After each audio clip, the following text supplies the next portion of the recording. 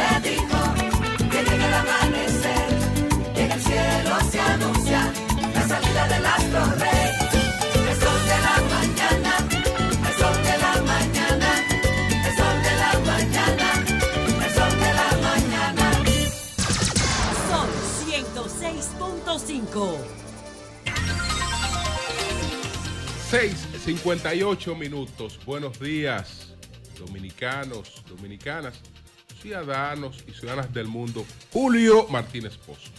Los comentarios de los temas más importantes, el programa de mayor influencia de la radio y la televisión nacionales. Buenos días a todas nuestras audiencias, la de Sol, la de Telefuturo Canal 23 y todas las personas que están en nuestras plataformas sociales. Gracias, buenos días a todos. Con cuidado, que ustedes saben que estamos en días de lluvia y en cualquier momento aparecen sorpresas. Una avenida por la que usted va, que de repente, o una calle se le encuentra anegada. Tal vez cree que puede pasar y hay dificultades. Mucho cuidado. Entonces, señores, miren, vamos con estos temas que tenemos aquí, pero permitan, bueno, son estos los temas. Los caminos de la vida que lamentablemente se acortaron para Omar Geles, el artista de vallenato colombiano y compositor, creador de muchos temas. ¿Cómo se resolverá el tema de las gangas criminales en Haití? Esa es una pregunta. La otra pregunta es si se enorgullece una democracia de que una sola fuerza domine todos los poderes, y eso es motivo de orgullo para una democracia, y si eso muestra la fortaleza de esa democracia.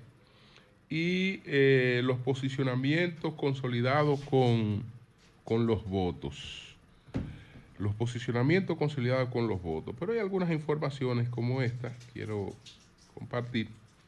El defensor del pueblo, Pablo Ulloa, resaltó ante la Organización de las Naciones Unidas, ONU, los esfuerzos que se realizan desde la institución para garantizar la inclusión y la accesibilidad de personas con discapacidad de edad avanzada, así como también para grupos en condición de vulnerabilidad. Durante su participación en el panel del alto nivel de accesibilidad pública e inclusión de desarrollo de iniciativas estratégicas para concientizar sobre el papel y la labor de las instituciones de mediación y defensores del pueblo. Ulloa ponderó la labor de la entidad en materia de concientización sobre las barreras de accesibilidad. En ese sentido, se refirió a algunos sectores que deben ser más inclusivos, tomando como ejemplo el transporte. Entonces, felicitaciones, Pablo Ulloa. Decíamos que se le acortaron los caminos de la vida. Ese es su tema, uno de sus temas más famosos, de este artista colombiano. Apenas 57 años de edad tenía Omar Geles. Entonces, es una situación que la estamos observando repetirse, que es lo que algunos atribuyen a las secuelas del COVID. Es muy común saber de personas que han estado ejercitándose que después tienen un desenlace fatal, como este caso fue un infarto fulminante. Toda la clase artística colombiana, incluyendo las dominicanas, Él aquí era muy, muy popular, tenía pues también relaciones con nuestros artistas. Han lamentado la partida de este artista colombiano de apenas 57 años de edad, un infarto culminante al autor, entre otras muchos temas populares, al intérprete, autor de los caminos de la vida. Bueno, que descanse en paz, Omar Geles. Por otra parte, ayer hicimos referencia a una situación asimétrica que se estaba dando con Venezuela, que de manera unilateral había suspendido operaciones de empresas dominicanas que viajan hacia Venezuela, cuando la cantidad de empresas venezolanas que tienen operaciones en Santo Domingo, hacia Santo Domingo, son 4 veces superiores a la de dominicanas con operaciones a Venezuela. Y esas cosas nunca se deciden de manera unilateral, sino se deciden en tratos recíprocos. Pero como hubo cambio de... los funcionarios eran aeronáuticos, eran civiles, hace unos meses pasaron a ser militares. Y a los militares les gusta saber por dónde le llega el agua al coco. Entonces suspendieron de que para revisar la operatividad comercial de las aerolíneas, sin darse cuenta que le hacían un daño terrible a las aerolíneas venezolanas. ¿Por qué? Porque ellos suspendieron, no atendían las llamadas de la Junta de Aviación Civil, de las autoridades dominicanas, para buscar una explicación y para resolver eso mediante el diálogo. No atendieron ninguna llamada. Entonces, cuando la República Dominicana hizo lo propio, bueno, lo mismo que tú hiciste allá, yo lo voy a hacer aquí. Entonces, ¿qué pasó? Que inmediatamente las empresas venezolanas se dieron cuenta que eran la mayor perjudicada, y yo me imagino que presionaron y ahí hubo diálogo y ya no hay problema. Ya ayer se resolvió todo, porque esa era una cuestión unilateral que no corresponde en este tipo de cosas. Ya ese conflicto se resolvió. Felicidades al doctor Marte Piantini, que es el director de la Junta de Aviación Civil, por su pertinente actuación en este caso, que el ánimo era buscar una salida, pero a la falta de diálogo se vio en la necesidad de tomar una resolución, y la resolución resolvió el problema, porque ahí aparecieron seguidos las autoridades venezolanas y dijeron: vamos a dialogar, vamos a resolver esto. Perfecto, y ya se resolvió. Qué bien. Bueno, hay un individuo, y ya he pasado a otro tema, hay un individuo, un jefe de una de estas gangas haitianas o un mafioso o lo que fuere, que está siendo requerido, que el Interpol ha puesto promoción, ofreciendo $2 millones por cualquier persona que ofrezca información sobre él. Y como eso se ha colocado en aeropuertos dominicanos, inmediatamente surge la sospecha de que se crea que ese individuo está en la República Dominicana. Entonces, este es el señor Vitel Hon Innocent. ¿Qué han dicho las autoridades? No, que esa es una alerta que tiene unos 6 meses, que no necesariamente es porque existan sospechas de que ese individuo se ha pasado al lado dominicano, sino que es una alerta que se ha puesto en distintos lugares. Yo no sé. Pero en definitiva está aquí y eso ha alarmado un poquito que aquí se estén ofreciendo $2 millones por quien pueda dar información con relación a este señor. El tema de las denominadas gangas, estas gangas criminales, es el principal motivo de la operación internacional que autorizó el Consejo de Seguridad de la ONU. Ayer nos referíamos al hecho de la visita del presidente keniano, el presidente William Ruto, a Estados Unidos. Él está en Estados Unidos y hoy ha de entrevistarse con el presidente Biden. Ayer estuvo rindiendo homenaje al doctor Martin Luther King Jr. Entonces, ¿qué pasa con estas gangas? El informe de la ONU, el informe que hizo la ONU sobre esas gangas, vinculaba a varios líderes haitianos a ellas.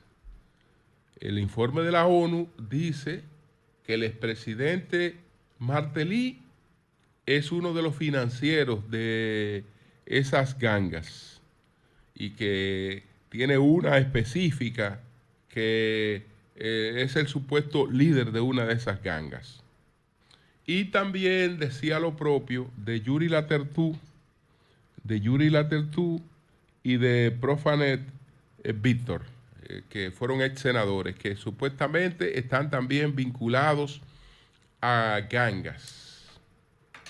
Sí, uno de los componentes del tema, una de las complejidades de este tema, es que casi todas estas gangas tienen conexiones políticas y tienen conexiones empresariales, porque las gangas se hicieron parte de las reglas del juego. Entonces, todas las formaciones políticas, o la mayoría de las formaciones políticas, tienen su brazo gangsteril, es decir, tienen sus gangas. Tienen sus gangas y eso es un mecanismo de autoprotección. Mecanismo de autoprotección porque si tú tienes, quien tiene la posibilidad de hacer daño y a mí me afectan una propiedad o me afectan un familiar, tú sabes que va a ocurrir lo mismo contigo porque yo también tengo capacidad de hacer daño.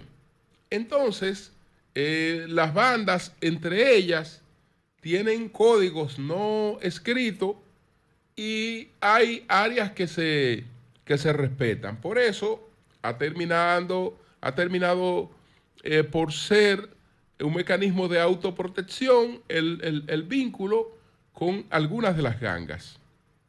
Entonces, es uno de los temas con el que hay que romper, con el que hay que terminar realmente en ese país, restableciendo una fuerza del orden. No es tan fácil porque esto es parte de una tradición política en Haití y cultural. Esto es consuetudinario en Haití. Incluso está la operación durante la dictadura de Duvalier de los llamados Tontomacut.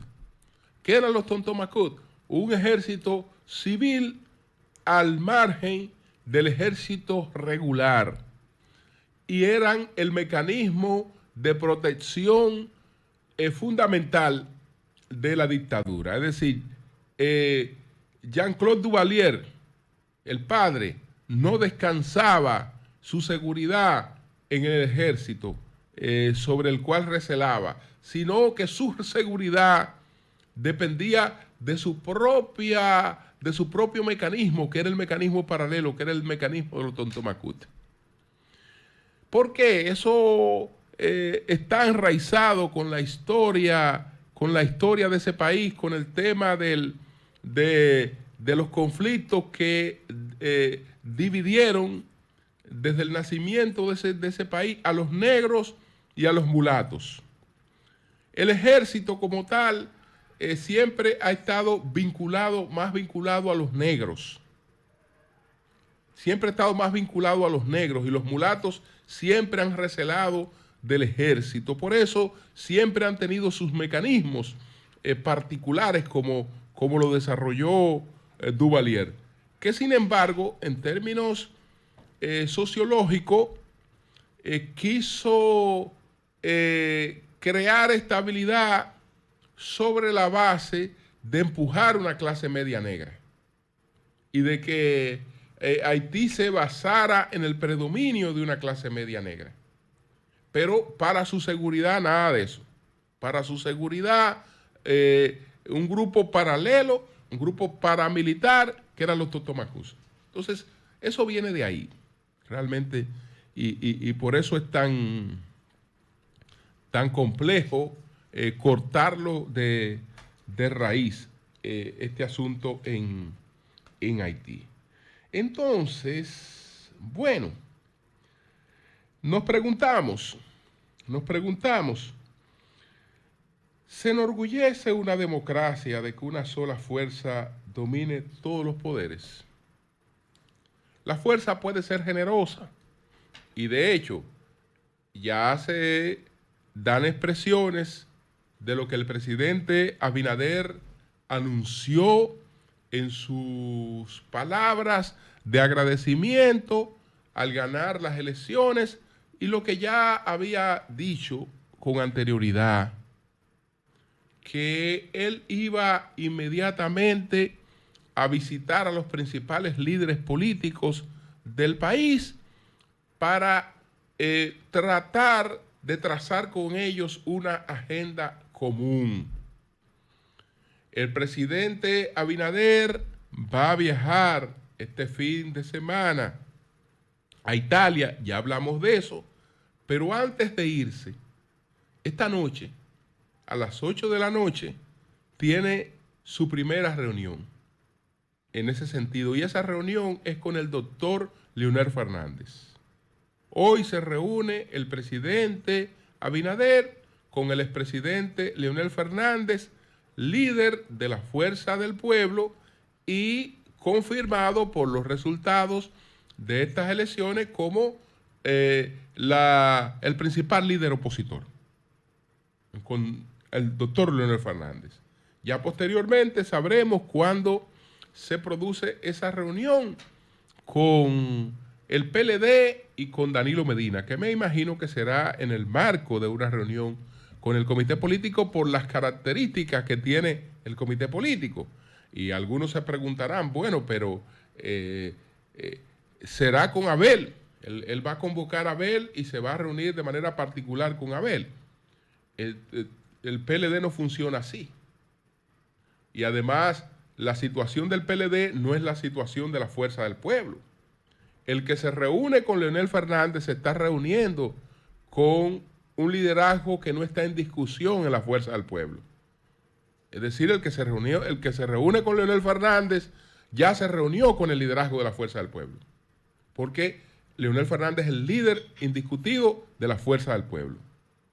Ahora, el que se reúna de manera particular con Abel no se está reuniendo con el comité político del PLD.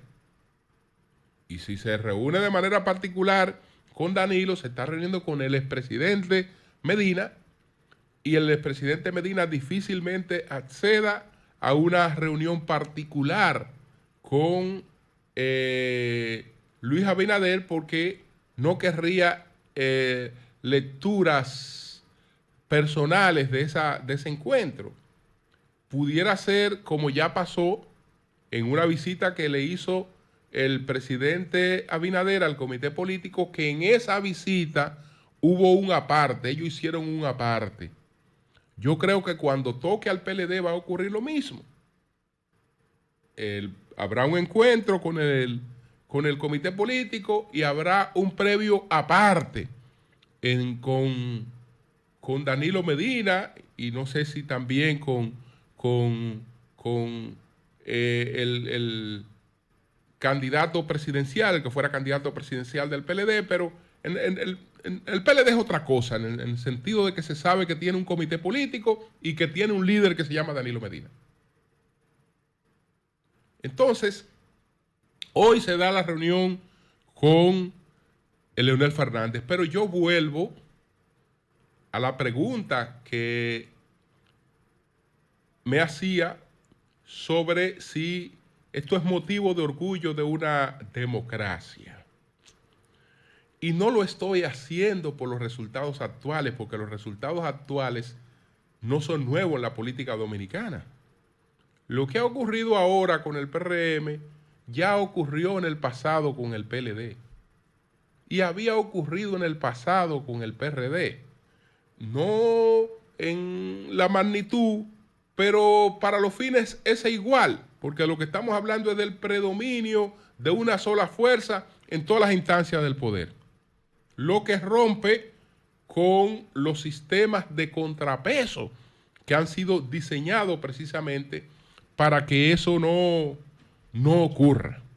Pero eso ha ocurrido, es decir, no tengo la pretensión de que se esté planteando un asunto que no debe ocurrir porque ha ocurrido ahora, cuando muchos dirán, pero ocurrió en el pasado y igual crítica merece a que eso haya ocurrido en el pasado. Sí, ha ocurrido en el pasado. Ha ocurrido en el pasado, pero si una cosa han cuidado, lo que han diseñado la democracia, si de una cosa se han cuidado es de tratar de que eso no ocurra. Que con el único que no ha ocurrido, con el único líder que no ha ocurrido en la República Dominicana, con el único gobierno que nunca buscó eso, se llama Joaquín Balaguer. Se llama Joaquín Balaguer, que siempre creyó en dominar, porque luchó siempre por dominar, pero dominaba dejando, digamos, escapes y dejando algunas formas de que los otros tuvieran participación. Nunca buscó una participación y un dominio absoluto. ¿Por qué no lo hizo? Por lo que voy a explicar. ¿Por qué? Porque no hay demócrata, y vamos a referirnos a lo que han establecido los fundamentos de esto que nosotros tenemos, que no le preocupara ese tipo de cosas. ¿Qué tipo de democracia tenemos nosotros? ¿Cómo está estructurado nuestro sistema democrático? Nuestro sistema democrático es una copia diluida, muy diluida, del sistema británico. Eso es lo que nosotros hemos hecho. Nosotros somos una copia diluida del sistema británico. ¿Por qué somos una copia diluida del sistema británico? Porque nosotros somos una copia de la copia. Y en cada versión de esa copia se han ido perdiendo elementos.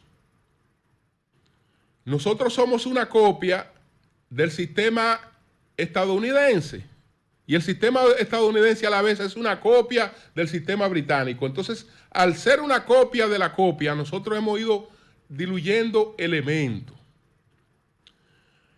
Cuando los padres fundadores de los Estados Unidos empezaron a diseñar una república, quisieron una república, ellos estudiaron qué tipo de modelo querían y llegaron a la conclusión, como la conclusión que llegó, por ejemplo, Alexander Hamilton, de que no había mejor sistema que el británico y que Estados Unidos debería emular el sistema británico.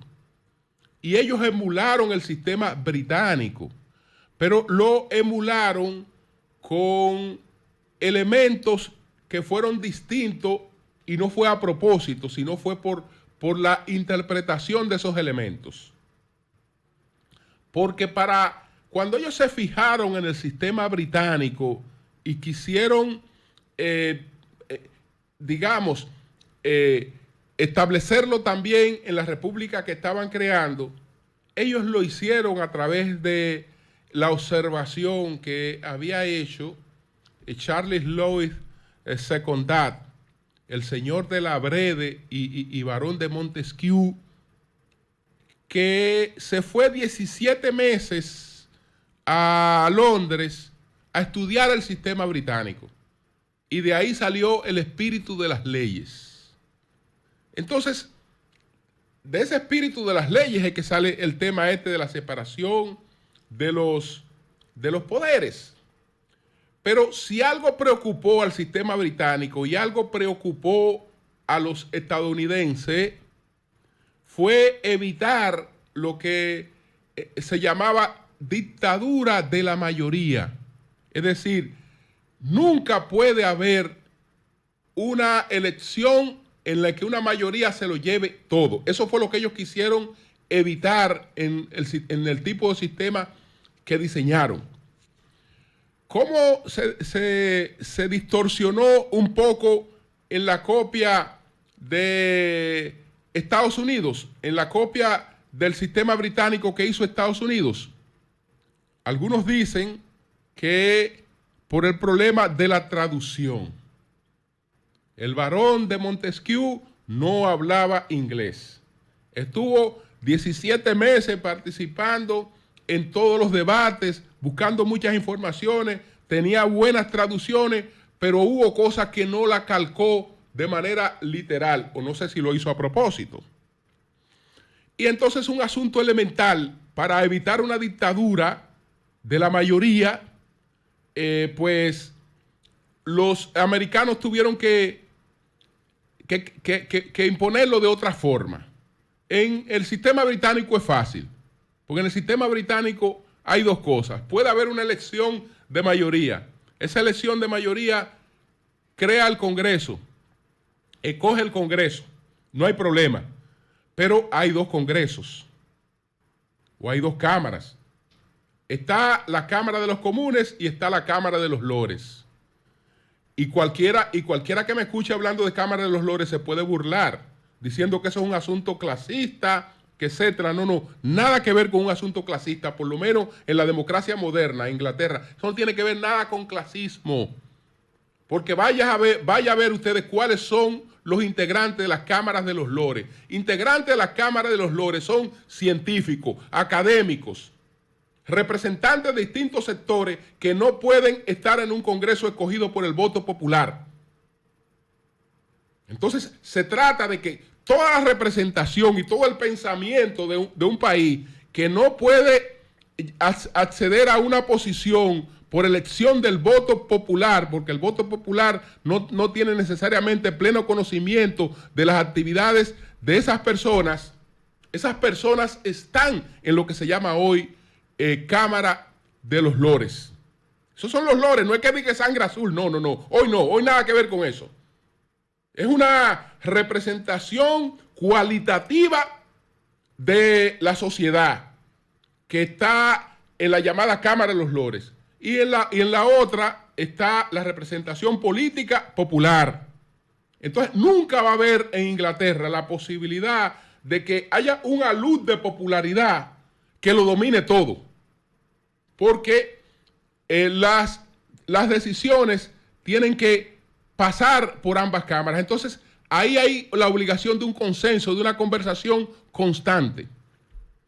Estados Unidos lo copió, pero con las traducciones de Montesquieu.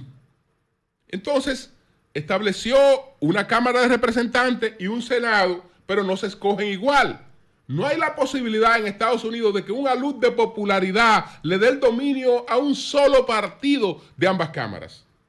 Pero tampoco hay una barrida de ambas cámaras. En ninguna elección hay una barrida de ambas cámaras.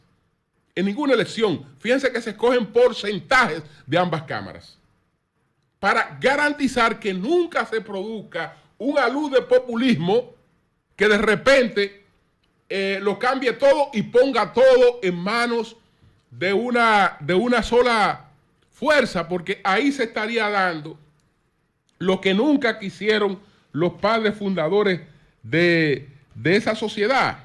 Por ejemplo, Madison, ¿qué plantea Madison sobre ese tema? Que su preocupación, la de él, la de Hamilton, la preocupación fundamental cuando se sentaron a pensar en este país, mire, en ese país aquí nunca puede haber una dictadura de mayoría.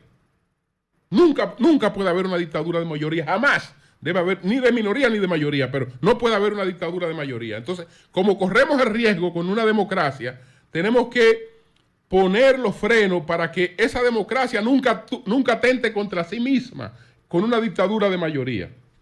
Entonces, ¿qué dice Madison? Madison dice, en todos los casos en que una mayoría está unida por un interés o una pasión común, los derechos de la minoría están en peligro.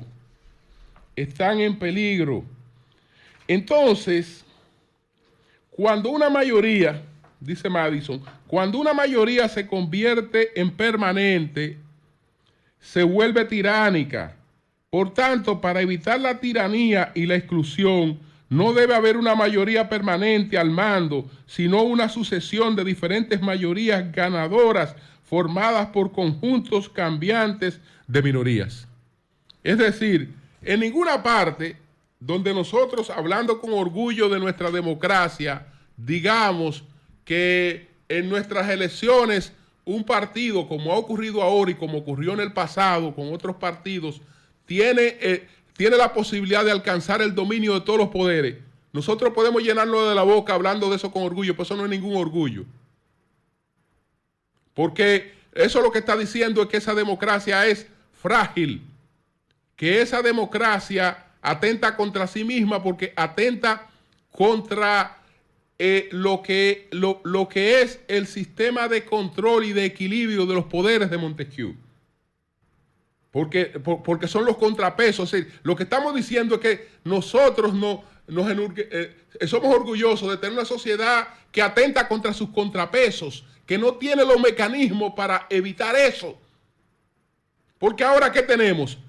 Finalmente, fíjense que hasta estas alturas, en este día lluvioso en el que estoy hablando, no tenemos cámara de cuentas. Es decir, en este gobierno hemos tenido 4 años sin cámara de cuentas. Es decir, sin una sola auditoría. Sin una sola auditoría, porque no hay cámara de cuentas. Entonces, usted sabe cuál es el otro mecanismo de control. El otro mecanismo de control es el Congreso. Tampoco hay Congreso como contrapeso. Tampoco habrá Congreso como contrapeso, pues no habrá Congreso. Hay una sola cosa, que todo depende del manejo sabio que tenga el liderazgo que lo administra. Y eso es bueno si el líder es sabio, pero si el líder en algún momento no lo es, pues no andamos bien. No andamos bien, aunque eso haya sido producto del voto popular, que también el voto popular tiene sus comillas, porque ahí hay votos de gente que sale a votar de manera consciente, pero ahí hay un porcentaje, que no sé si es un 30, que no sé si es un 40, en todos los partidos de votos que uno sabe que no es un ciudadano que ha salido a votar de manera consciente, sino que es un ciudadano que le han pagado para hacer eso. Eso tampoco es orgullo de una democracia. Cambio y fuera.